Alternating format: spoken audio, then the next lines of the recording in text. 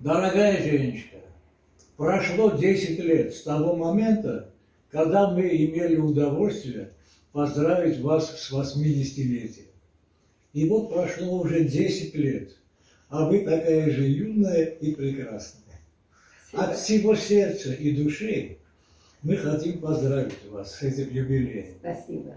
И по поручению руководства Союза ветеранов Второй мировой войны я хочу вручить вам почетную медаль 80-летия Победы во Второй мировой войне. Спасибо. Вы человек сложной судьбы.